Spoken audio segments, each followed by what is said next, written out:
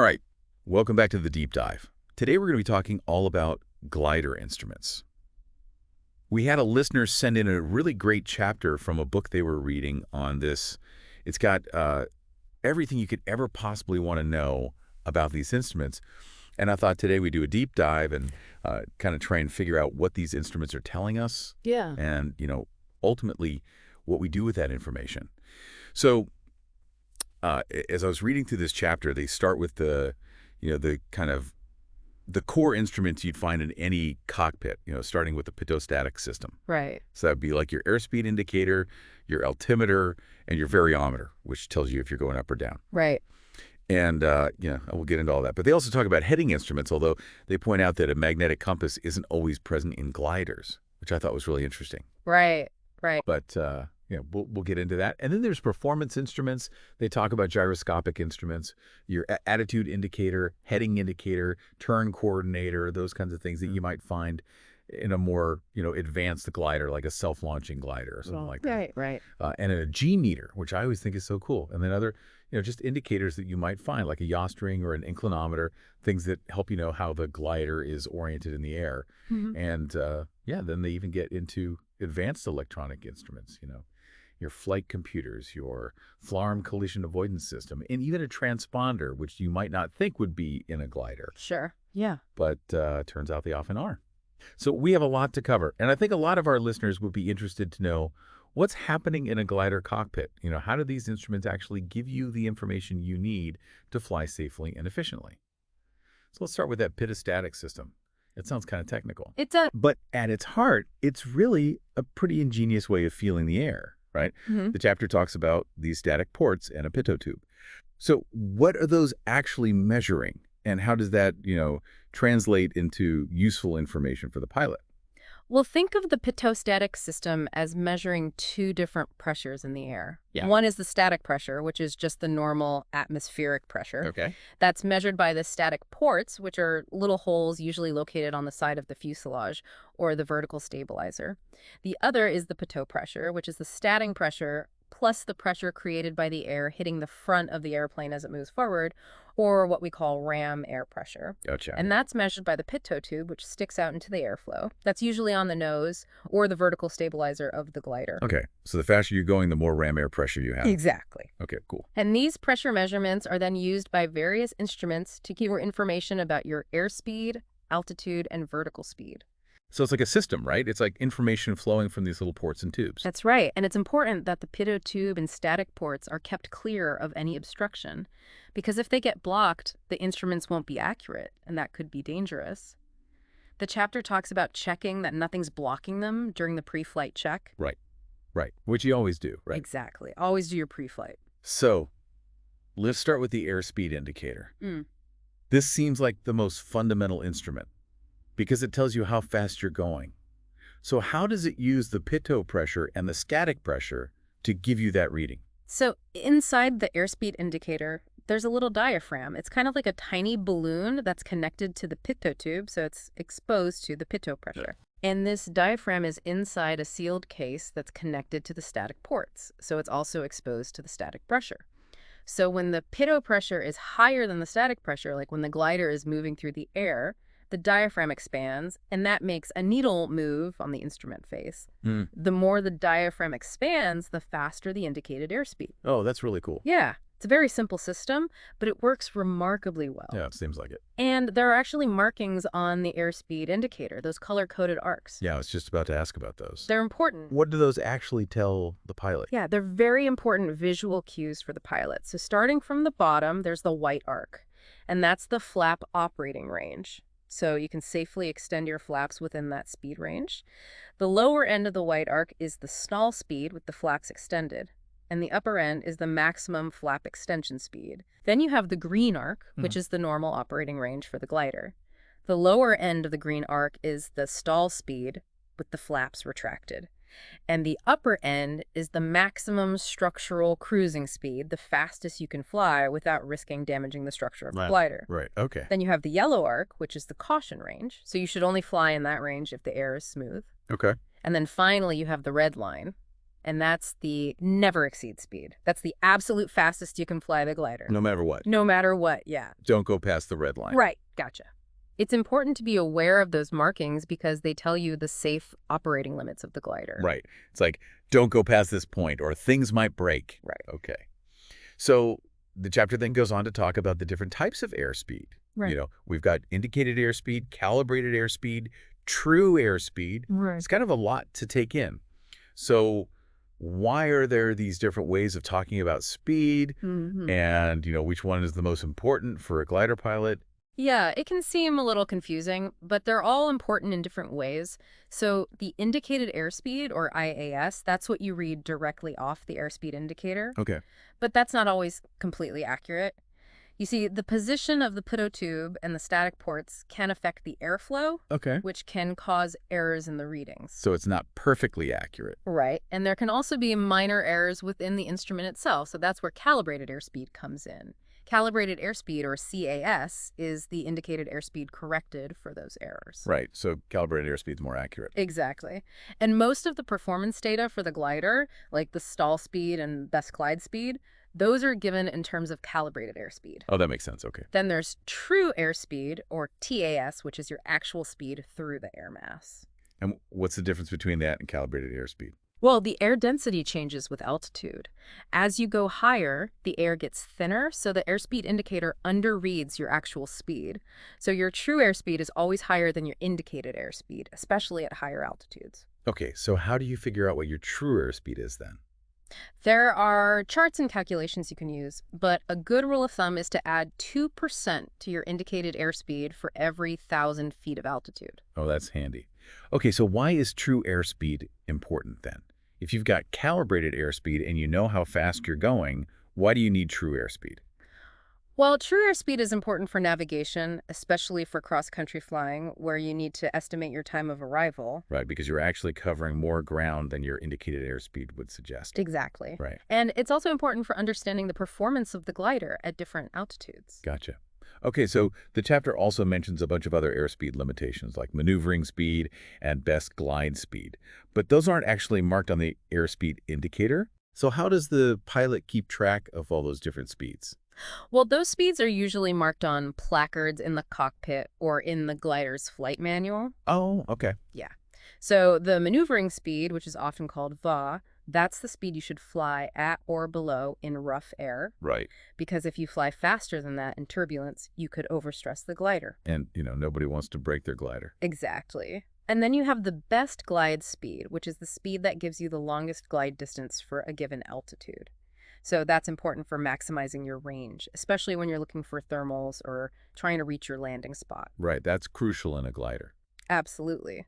And then you have the maximum speeds for towing and launching, which are important for safety during those phases of flight. Right, so all these different speeds have their own specific purpose, and it's up to the pilot to keep track of them and fly the glider accordingly. Exactly. It's all about knowing your limitations. Okay, so let's move on to the altimeter now. That's another instrument that uses the static pressure, but instead of telling you your speed, it tells you your altitude. So how does that work? Well, the altimeter is basically a very sensitive barometer. It Okay. measures the atmospheric pressure, which decreases as you go higher. Right, because the air gets thinner. Exactly.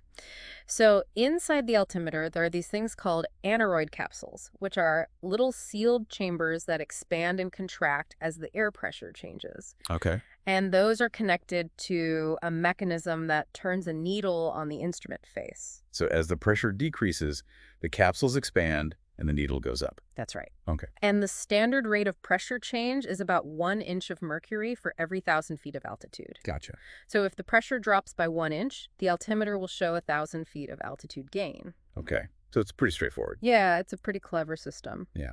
So the chapter mentions a 3-pointer system for some altimeters.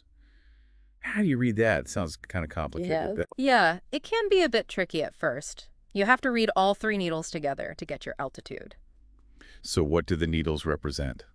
So the shortest needle points to hundreds of feet, usually with markings every 20 feet. The next shortest needle points to thousands of feet, and the longest needle points to tens of thousands of feet. Okay. So it's kind of like reading a clock with 3 hands. Yeah, that's a good analogy. Okay. Yeah. Now, just like with airspeed, there are a bunch of different ways to talk about altitude. We've got indicated altitude, true altitude, pressure altitude, density altitude, absolute altitude. It's a lot of altitudes. Mm. So what's the difference between all these, and which one is the most important for a glider pilot? Yeah, it's important to understand the differences between those. So indicated altitude is just what you read directly off the altimeter. Okay. But remember, the altimeter is calibrated to a specific pressure setting, which is the sea level pressure at a particular location. Right. So if the actual pressure is different from that setting, your indicated altitude won't be accurate. Okay. So what do you do about that? Well, you have to adjust the altimeter setting. How do you do that? You get the current altimeter setting from air traffic control or from an automated weather station, Oh, okay. and you dial that into the altimeter. Gotcha. Okay. And then you have a more accurate reading. Right. Okay. Yeah. So what about true altitude then? True altitude is your actual height above sea level. And how is that different from indicated altitude? Well, indicated altitude is based on the pressure setting, which can vary. Right. True altitude is a fixed reference point. Gotcha. It's the altitude that's shown on aeronautical charts. Okay, so true altitude is important for navigation. Absolutely. And then there's pressure altitude, which is the altitude you would read if the altimeter was set to the standard pressure of 29.92 inches of mercury. Okay. That's used for some calculations, and also when flying in certain airspace, like Class A airspace. Okay. So pressure altitude is like a theoretical altitude, That's right. and it's used for specific purposes. Exactly. And then you have density altitude, which is pressure altitude corrected for non-standard temperature. Okay. And why is density altitude important? Well, the density of the air affects the performance of the glider. Right, because thinner air means less lift. Exactly. So on a hot day, the density altitude will be higher, That's right. and the glider won't perform as well. Exactly. Gotcha. And finally, you have absolute altitude, which is your height above the ground directly below you. Okay. And that's important for obstacle clearance and terrain awareness. Right. So you have to be aware of all these different types of altitude and how they relate to each other. Right. The chapter has these warnings about non-standard pressure and temperature. It seems like you could really get into trouble if you don't pay attention to those. Yeah, absolutely. What are some of the things you have to watch out for? Well, with pressure, you have to remember the saying, high to low, look out below. What does that mean? It means that if you fly from an area of high pressure to an area of low pressure without adjusting your altimeter setting, your indicated altitude will be higher than your true altitude. Oh, wow. So you'll think you're higher than you actually are. And that could be dangerous if you're flying over mountains or something. Exactly. Yeah.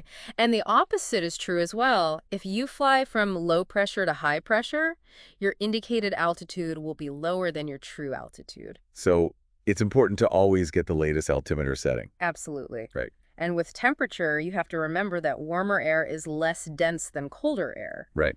So on a warm day, your altimeter will underread your true altitude. So you'll actually be lower than you think you are. Right. And on a cold day, your altimeter will overread your true altitude. So you have to take that into account, especially when you're flying over terrain. Exactly. It's all about being aware of the conditions and adjusting your thinking accordingly. Okay.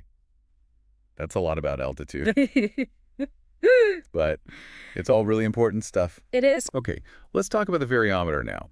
This is the instrument that glider pilots use to find those thermals, those rising columns of air that keep them aloft. Right. So how does the variometer work? Well, the variometer measures your rate of climb or descent. Okay. And the basic variometer, the non-electric kind, works by measuring the rate of change of the static pressure. Okay. So when you climb, the pressure drops and the variometer needle moves up. Right. And when you descend, the pressure rises and the needle moves down. Okay, so it's pretty simple. But the chapter talks about these things called stick thermals. What are those? Yeah, stick thermals are misleading readings you can get on the variometer when you're maneuvering the glider. How does that happen? Well, if you pull back on the stick, the glider will pitch up and climb a little bit. Right. But that's not because you're in a thermal. It's because you changed the attitude of the glider. Exactly. Okay. And the variometer will show a climb even though you're not actually gaining altitude relative to the surrounding air. Oh, so it's like a false positive. That's right. Okay, so how do you tell the difference between a real thermal and a stick thermal? Well, experience helps, But there are also more sophisticated variometers, the electric kind, that are less susceptible to stick thermals. Okay, how do those work? Well, they use electronic sensors to measure the rate of change of the static pressure, Okay. and they also compensate for changes in airspeed and glider attitude. So they're more accurate. That's right. And they also usually have audio cues, right? Yeah, a lot of them do. They make a beeping sound that changes pitch and frequency depending on whether you're climbing or descending and how fast. Right, so you can actually hear the thermals. Exactly. And that allows you to focus more on looking for visual cues outside the cockpit, like birds circling or clouds forming. So it's less about staring at the instruments and more about feeling the air. Right. Okay, so the chapter also mentions this thing called the McCready ring. What is that? Yeah. The McCready ring is a device that helps you determine the best speed to fly between thermals. It's named after Paul McCready, who was a famous glider pilot and engineer. Oh, It's basically a circular slide rule that you mount on your instrument panel, okay. and you set it based on your estimate of the average climb rate of the thermals you expect to find, Okay. and then it tells you how fast to fly to maximize your cross-country speed. So it helps you optimize your speed. Exactly. Okay. But you don't see them as much anymore because they've been largely replaced by electronic flight computers. Right. So what are those? Electronic flight computers are essentially mini computers that integrate all sorts of data about your flight, including your position, altitude, speed, track, wind, and even the location of thermals. Okay. And they can calculate all sorts of useful things like your glide ratio, your best glide speed, your time to destination, your estimated time of arrival, and much more. So it's like having a co-pilot in your cockpit. Yeah, that's a good way to put it. They can really enhance your situational awareness and decision-making. And some of them can even display maps and terrain data so you can see where you are and what's around you. That's amazing. So they really have revolutionized cross-country soaring. Absolutely. Okay, so let's talk about some of the other instruments that you might find in a glider cockpit. We've already talked about the yaw string, which is that simple but effective way of telling if you're slipping or skidding, Right. and the inclinometer, which works on a similar principle. Right. It uses a little ball in a curved tube to show you whether you're coordinated or not. Right. But there are also these gyroscopic instruments, like the attitude indicator and the heading indicator. Mm-hmm. And the chapter says those are usually only found in self-launching gliders. Why is that? Well, gyroscopic instruments need a constant source of power to spin the gyroscopes inside them. Right. And traditional gliders, the ones that don't have engines, don't usually have that kind of power available. So they rely on the pitot-static system and the visual cues outside the cockpit. Exactly. But self-launching gliders, they have engines and electrical systems, so they can power those gyroscopic instruments. Right. And those instruments can be very helpful, especially in turbulent conditions or when visibility is poor, because they give you a more stable and reliable indication of the glider's attitude and heading. Right. And that can be really important for safety. Absolutely. Okay. So the chapter also mentions the G-meter. And what does that do? So the G-meter measures the G-forces that the glider is experiencing. G-forces, those are the forces you feel when you accelerate or turn. Exactly. And Right. every glider has a limit on how many Gs it can withstand before it gets damaged. Right. So the G-meter helps you stay within those limits. So it's basically a safety device. That's right. It tells you how much stress you're putting on the glider. Okay. And what are some of the things that can cause high G-forces in a glider? Well, steep turns, sudden maneuvers, and turbulence can all cause high G-forces. Okay, so you have to be careful, especially in rough air. Okay, so let's talk about some of the modern electronic systems that are becoming increasingly common in gliders. The chapter mentions FLARM, which is a collision avoidance system. Right. So how did that work? Well, FLARM uses GPS and other sensors to determine the glider's position and track. Okay. And it transmits that information to other aircraft equipped with FLARM. Okay. And if the system detects a potential conflict, it will alert the pilots. So it helps you avoid mid-air collisions. Exactly. It's a really valuable safety device, especially in areas with a lot of glider traffic. Okay. And it's much more affordable than traditional collision avoidance systems like TCS. So it's a good option for gliders. Absolutely. Okay, so the chapter also mentions transponders. Right. Now, I thought transponders were only for powered aircraft. Well, they're more common in powered aircraft, but gliders can have them too. Okay. And there's actually a specific transponder code for gliders, which is 1202. Okay.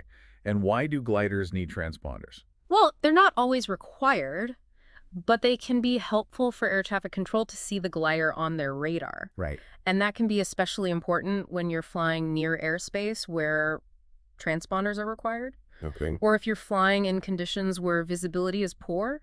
Gotcha. So it's a good idea to have a transponder if you can. Okay. So the last instrument the chapter talks about is the outside air temperature gauge, the OAT gauge. Right. Why is it important to know the outside air temperature in a glider?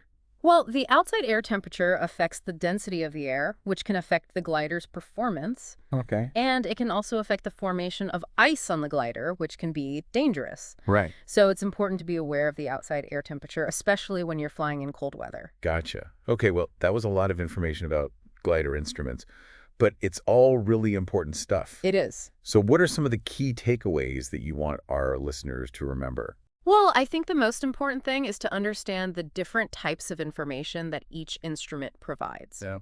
You know, the airspeed indicator tells you your speed, the altimeter tells you your altitude, the variometer tells you your rate of climb or descent, and so on. Right. And it's important to understand how those instruments work. You know, what are they actually measuring, and how do they translate those measurements into useful information? Okay. And then it's also important to be aware of the limitations of each instrument. You know, no instrument is perfect, Right. and there are certain conditions where they might not be accurate. Okay. So it's important to use your judgment and cross-check your instruments with each other and with the visual cues outside the cockpit. So it's all about situational awareness. Exactly. Right. Well, this has been a really fascinating deep dive into the world of glider instruments. It has.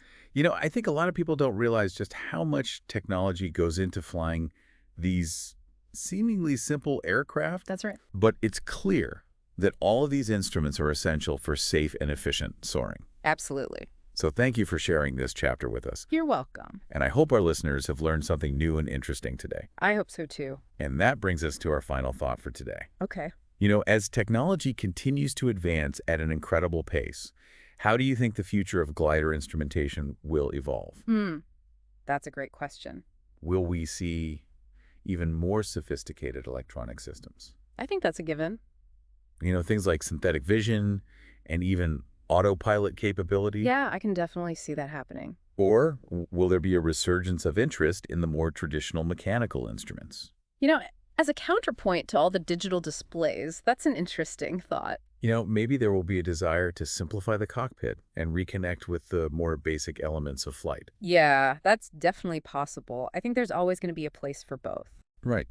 You know, the digital instruments offer incredible capabilities, but there's also something to be said for the simplicity and reliability of the mechanical ones. Absolutely. It's all about finding the right balance. Right. Well, that's something for our listeners to ponder as they continue their exploration of the skies. Indeed. So, until next time, happy soaring. Happy soaring.